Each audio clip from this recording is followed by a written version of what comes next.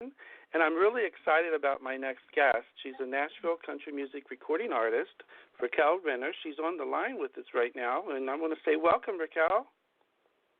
Thank you, John. How are you this evening? I'm doing great. It's so good to talk to you. We've been friends for a long time and haven't had a chance to talk, in person. So I hope to meet you someday, too.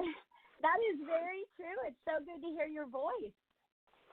Well, before we get started, I just wanted to say, you and I, we met back in 2007 on YouTube, actually. Yeah, you had written a song. You had written a song for a songwriting contest, and I did too, and we both entered it, and then I got to see you perform it, and I said, wow, this is really fabulous, and I contacted you and told you how fabulous I thought you were in your song, and now here we are 12 years later. Hey, I know, crazy. Well, now, why don't we chat a little bit about your work and your career? I do understand you spent most of your childhood in southern Florida where you grew up on a farm. That is very true. My mother was an equestrian world champion, and we raised and bred quarter horses and thoroughbreds. I grew up definitely in the farm life, and we had chickens and all that good stuff. It was quite interesting. So I truly am a country girl. Now, I know you also, though, when you were a country girl, you kind of wanted to be a city girl, too, right? Yeah, I was trying like heck to be more of the city girl and to kind of bust that whole, country girl lifestyle stereotype. But, I really am a country girl at heart. I mean, I left and I moved to the city, and I ended up just returning to my roots with country music, and really that's where my heart is completely. So right. And country music has been, country music has been in your blood since you were very small. Yeah, it absolutely has. I mean, when I was a small child, I grew up around music. My uncle was part of the Beach Boys. So he was a touring musician with the Beach Boys for 30 years. And I grew up in a house that was just very lively and always filled with music. My dad was always listening to Hank Williams Sr., and, he listened to Merle Haggard and all the greats. And I grew up around that, and it just kind of got ingrained in me. And even though, like I said, I tried to kind of pull away from it, and I did a little stint, singing jazz standards in restaurants. I did musical theater, and I did a lot of pop and R&B, and I ended up, becoming a country music recording artist. Well, that's awesome. That's great. And you mentioned about, that you did do some like local theater productions and also ballet, right, where you're classically trained. Yes, I was classically trained in the ballet from the time I was a little girl. My mother was also classically trained as a ballerina, so I followed in her footsteps. But, eventually I migrated more towards music. That was also in my roots. So I became a Nashville recording artist, and here I am, today. I live in South Florida, but I lived in Nashville for some time, and interesting life. Well, I do know that it wasn't until 2010 when you returned to your country roots, when you released your first country original song, Cry, along with the music video. Yes, remember that? Yes, I do. I do remember that, and it was a great video, and also that you filmed, and the song is great, too. Now, I know that you, I understand that you write lyrics sometimes based on real-life experiences, and I believe that Cry was one of them. Is that correct? Yeah, unfortunately at that time I was in a very abusive relationship, and I can actually say that out loud now after years of sort of trying to hide that. Because from the outside, the picture looks beautiful, but what was going on inside that big, beautiful house was nothing short of terror at times. And I spent most of my, my time during that situation being very unhappy. And so that song was definitely, it was a self-fulfilling prophecy. I wrote it while I was in that situation, and eventually it propelled me to get out of that situation.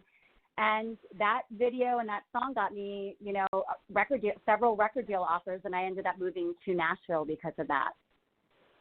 Yeah, that's amazing. And I know you wrote another song called Yeah, see? Yeah. And I know you wrote another song called Nothing Changes. That sounded like that might be from personal experience too. Yeah.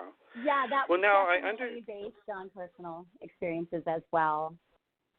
Oh, okay. Now, I also understand that this was your first attempt at writing and producing. Tell us a little bit about that process. So that was with Cry. I didn't actually write Nothing Changes. It was an original song that I recorded, and I felt like it was my song and my anthem because it talks about exactly what it says, nothing changes if nothing changes. But Cry was my original song, words, and music, and I was a novice at that time. I really hadn't had much, training in songwriting.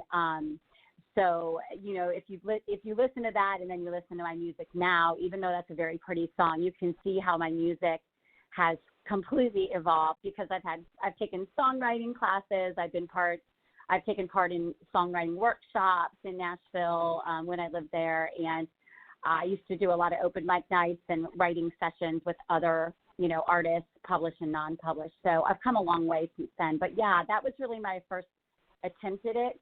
So it's not my best work, but I'm still really proud of it. And that video kicks butt. It does. It really does. All of your videos are kick butt. They're all great. Oh, thanks, John. And even the song that I played, Be the Party. John, you're biased. Well, But now your song, Be the Party, that also has a great video, too, a fun video. Yeah, and there's a great story behind that song. My father, who is 79 years old, and he has always been quite the comedian. We were all meaning my siblings and I, and my mother at the time when she was still with us. We were all sitting around at my dad's house, and we all had our faces in our cell phones, and we were supposed to be, celebrating. I think it maybe was his birthday, and we had our faces in our cell phones, and he's like, What's going on here? And I'm like, none of us even looked up from our phones, and I finally said, what, Daddy, what? And he goes, don't watch the party, be the party. So I was like, that's it. So that night I couldn't sleep. I got up and I wrote, so I sat down at my piano and I wrote the entire song from start to finish. And it went through a few changes. It wasn't a co-write, but I did have some input from my producer on a couple of the lines, and so we took it from good to really good, and I went to Nashville and recorded it at Dark Horse Recording Studios, and we did the music video, and it just as soon as we launched it, it went kind of nuts, and it ended up getting quite a few views. So it's just a fun song, It is about living life. Living in the moment. Well, now I know due to your success with your 2013 release of It Ain't a Party Till Something Gets Broken, which, by the way, landed at number 16 on the National Power Source Country Music Chart. Congratulations. It did. And then because of that's so when you fun. moved to Nashville, isn't it? Yeah, that happened. I recorded that in Nashville. Cry, the Cry video and the Cry song is actually what got me noticed. A producer in Nashville noticed me, and he invited me to come and record in his studio. And I was subsequently offered a record deal and then another record deal. And, I was performing at that time all over the place, and so my name was kind of getting out. And we recorded, we went through, a database of songs, and this song was originally written. The intent was to give it to Gretchen Wilson, and we bought it instead, and I ended up recording it. I did not write it, but I am the only performer of it. And it ended up going to number 16 on the on the Nashville Power Source Country Music Charts. So that was really fun. And congratulations again on that. That's amazing. Yeah, thank you. And then and that's when you went to Nashville after that. And then now, let me ask you, do you perform both in Nashville and also in Florida too? I do. I perform a couple times a year in Nashville. I've worked with so many of the bands and so much of the talent there that, it just seems like so many people there are my great friends, and they're all musicians. So pretty much any time I feel like doing, an open mic night, I still go to songwriting workshops, and I do all of my writing in Nashville. Anything that I'm going to do recording-wise, writing-wise is always done in Nashville, just because that's the market that I'm used to. I have great contacts there. But, yeah, I perform all over, actually, but predominantly in Nashville and in South Florida.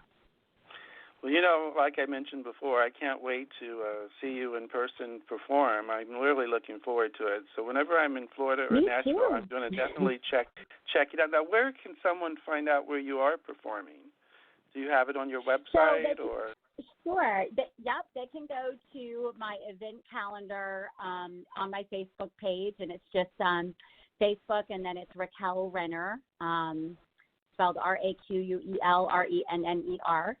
And they can go, I have two pages. One of them is my friend page. The other one is my music page, and the photo is me holding a microphone. But you can go there and click on the event schedule and see where I'm playing. And I'm adding more shows to that even as we speak, because I just got booked for a couple more. And I don't just play in Florida and Nashville. I have played at various different places all over, the United States. So it just depends. If you want me to come and perform, I can do that. Okay, please. We'll come and play. Okay, well, we have a lot of places to play here in San Francisco. I know. I would love it, Don. And the perk is I get to spend some time with you. See, that would be the best thing of all. Now, I know that in 2018 you recorded 3 new songs, which include the song I Played Tonight, and then you also recorded Don't Tell Me You Miss Me and Nashville Nights. Is that right? Yes. Well, Nashville Nights, I was getting ready to go to Nashville to record it with my producer, Billy Smiley, at the Sound Kitchen, which is in Franklin, Tennessee. And unfortunately, my mother passed away kind of suddenly. So, yeah, it's been a rough year, but, from that has come a lot of inspiration and just a lot of strength and a whole lot of new songs. So Nashville Nights is a song that was the last song that I played for my mother, and she absolutely loved it. And the last thing that she said to me, in the months before she passed was, go and record that song, because to me that is your best song. So, and it's about my experiences in Nashville, and it's about falling in love in Nashville, and just how I fell in love with the city of Nashville as well. So, I'm looking to go back and record that. I'm going to I have a friend named Laura Swarovsko who is going to contribute to a co-write on it. Even though it's done, to me, it's not ever done until you get a second and third and fourth opinion. So that's the co-write. So I'm going to go and have her weigh in on it. We're going to tweak it, and then I'm going to record it while I'm there. So that's coming up this fall. So I'll let everybody know via post on my Facebook page. You can also find me on Instagram at Raquel Renner Music. And I'm also on, Instagram is a great way to find me and communicate with me. It's probably even easier and better than my Facebook page. But my event schedule is up on my Facebook page. So that's where you can see everything I'm doing. Well, that's awesome. And I did want to also mention that you don't just sing country songs. I mean, you put out an album, Wait For Me, which was a jazz album, correct?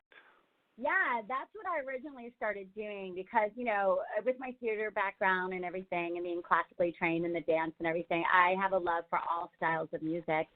And, when I was little, I used to spend a lot of time at my grandparents' house, and they listened to big band. I mean, they listened to Benny Goodman, and they listened to all that, that old great big band stuff, as well as a lot of jazz standards. They loved Nina Simone and Etta James. So I made a point to kind of learn all of that stuff, and I ended up one of my first gigs when I was like 18 years old was singing in a swanky restaurant with a piano player and a classical guitar player, and I did all the jazz standards. So eventually, there was a demand for me to record a CD, and I actually did a 10-song. People don't even do this anymore. I did a 10-song CD. Don, can you believe that? And it was absolutely beautiful. It is called Wait For Me. The only place you can find it really now is on Amazon, I believe. Oh, okay. Well, I know. I wanted to mention I personally bought all your albums and singles on iTunes. That's where I buy them, and I have I just love them all, and Thank you. Thank you. Yeah, absolutely. Hold on just a second. Oh, there we go. I was having a little bit of technical difficulty, but it came back. Okay, so we're fine. Okay, no worries. We got it. Yeah. Well, now, I did want to say I do understand that you are well known for your lively performances and cracking jokes with your audience. Sounds like you have a lot of fun. I am always cracking these really corny jokes, and I don't really know if I'm funny, but I think the fact that I'm just laughing my butt off at myself on stage, I think people find that aspect funny. So, yeah, it always ends up just being a riot, and it's, part kind of stand-up comedy and part, me thinking I'm funny, and then, really good music at the end of it. So hopefully what I lack in my comedic ability, I make up for in my vocal talent. Oh, okay. Well, that sounds wonderful. Yeah.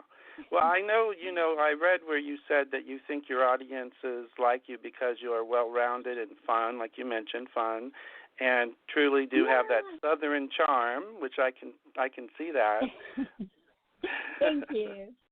I try. I just basically, at the end of the day, we all just have to be just authentic with who we really are. And if you really put that authenticity out there, I don't care if you're somebody's style or not. They're going to like you, and they're going to see that. And the thing for me is if they don't like me, I don't really care.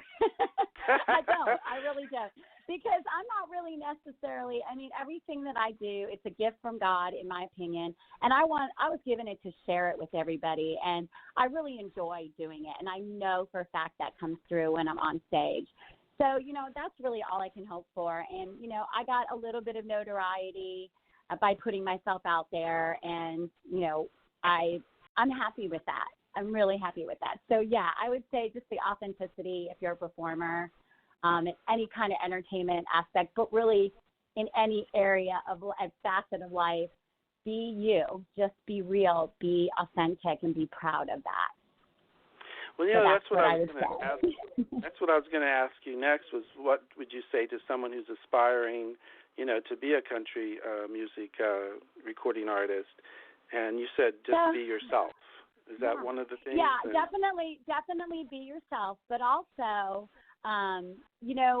put a unique spin on whatever it is you're doing.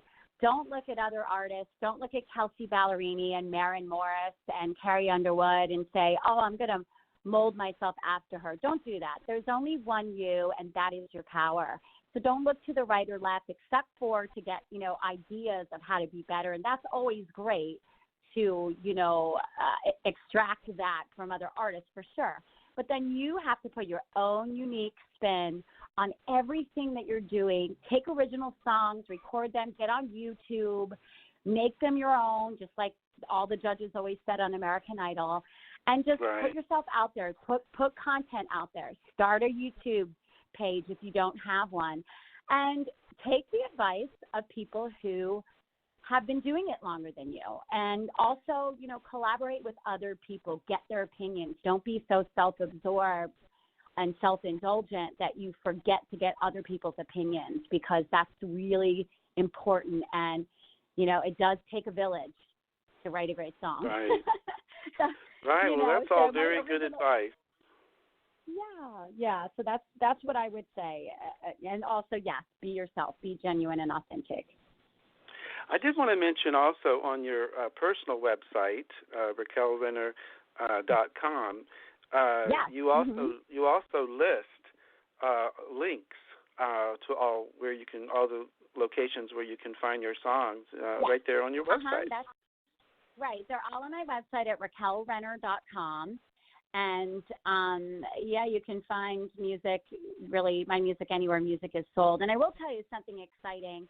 I had my song Be the Party when I first released it in October was number 66 on TuneCore's Best New Artist list this year. So that was a very good accolade for me to be able to brag about, to make a chart, 9 years, I'm sorry, not 9 years. It's 6 years after having made the original, the charts originally, to be able to make another chart this many years later is pretty cool. So I'm very proud of that.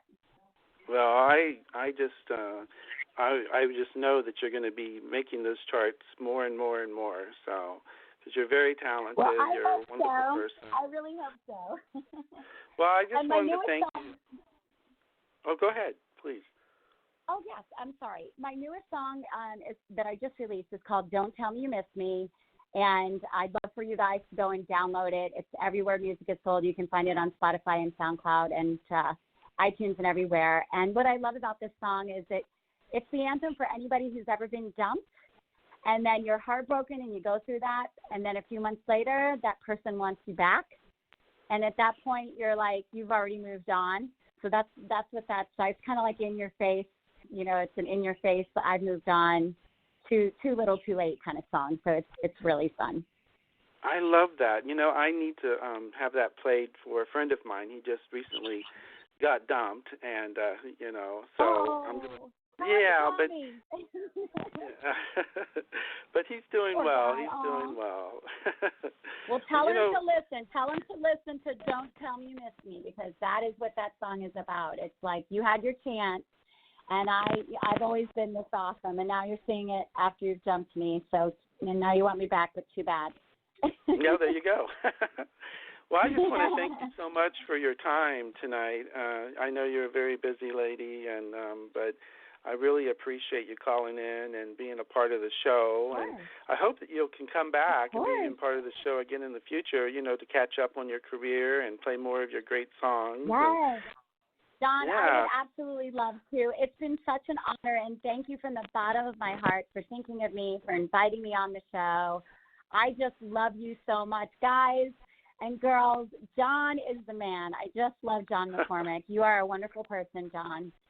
Thank you. Thank you very much for saying that. And I'm very honored to be friends with you. Very honored. So we'll have a wonderful evening. And what I'm going to do now is I'm going to play another one of your songs as we head out. And then after the song, then I'm going to introduce another guest. So thanks again, and have a wonderful. Stick around if you want to listen to the show if you're not busy. And we'll talk again soon. Okay, I will. All righty. Bye-bye. Bye-bye. Good luck to you, John. Take care. Bye-bye. Thank you. Thank you. Bye-bye.